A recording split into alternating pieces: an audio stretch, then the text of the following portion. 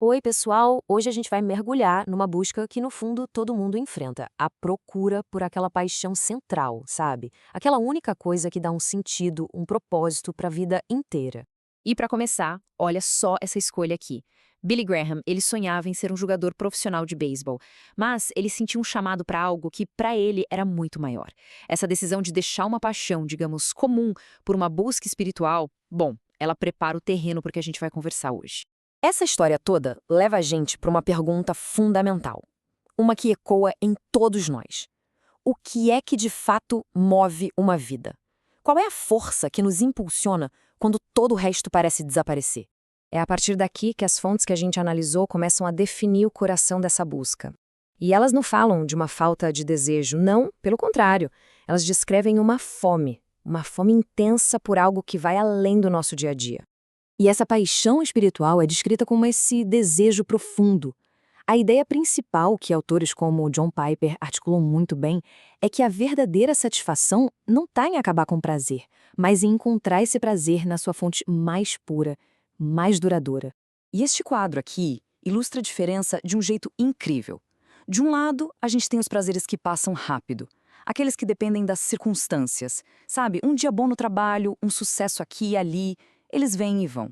Do outro lado, tem um contentamento que vem de dentro, um deleite que não se abala com as tempestades da vida. Aliás, segundo as fontes, esse deleite se aprofunda justamente nelas. Então o ponto-chave é esse. Não se trata de uma vida de privação, mas de reorganizar os nossos afetos. É a lógica de trocar algo que é bom por algo que se acredita ser infinitamente melhor. É descobrir que a alegria mais profunda está, na verdade, nessa busca. Agora vamos ver como isso se desenvolve na prática. Se essa paixão é o objetivo, como é que se cultiva isso? As fontes descrevem um caminho com disciplinas bem intencionais. Não para merecer alguma coisa, mas para se colocar numa posição de experimentar mais dessa realidade. Então, como é que se cultiva essa paixão na prática? Aqui, a gente tem os passos. A oração vira um diálogo e não um monólogo. O jejum se torna uma declaração física de qual é a prioridade. O estudo aprofunda o conhecimento do objeto dessa paixão. E a adoração se torna um momento de simplesmente receber, como é descrito em práticas como as férias de 5 minutos mencionadas por Bill Johnson. E olha, essa busca não é só um conceito abstrato, não. Ela tem exemplos históricos impressionantes.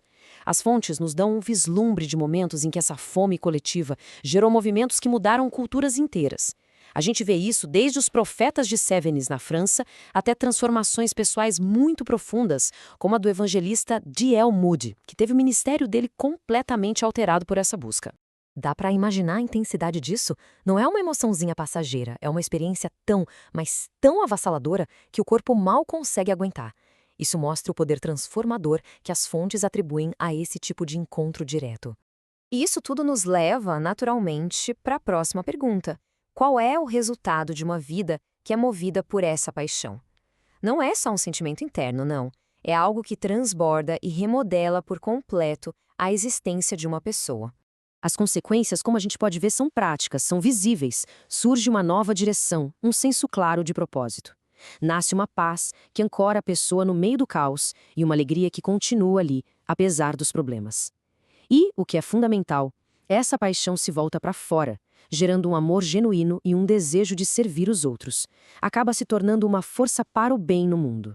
E aqui a gente encontra uma metáfora poderosa, muito usada por Billy Graham. A vida precisa de uma base, um alicerce. A questão não é se a gente vai ter um, mas em qual tipo de alicerce a gente vai construir a nossa vida. Esse slide dá uma imagem bem clara das duas opções. De um lado, uma casa construída na areia, ou seja, no terreno instável dos nossos próprios desejos, das circunstâncias que mudam o tempo todo. Inevitavelmente, ela vai ceder sob a pressão das tempestades da vida. Em contraste, a gente vê uma fortaleza construída sobre uma rocha. E o que as fontes dizem é que uma vida construída nessa base eterna oferece estabilidade, não importa a força da tempestade. No final das contas, o que as fontes prometem é uma reorientação completa. A vida deixa de ser uma série de eventos meio aleatórios e passa a ser uma jornada com um destino claro. A perspectiva muda do que é passageiro para o que é eterno. E assim a gente termina onde começou, com uma pergunta. Ao olhar para todas essas ideias, somos levados a pensar sobre as nossas próprias vidas. O que é que nos move? Sobre qual fundamento estamos construindo? Qual é a paixão que define a nossa jornada? A resposta para essa pergunta, como a gente viu, pode mudar absolutamente tudo.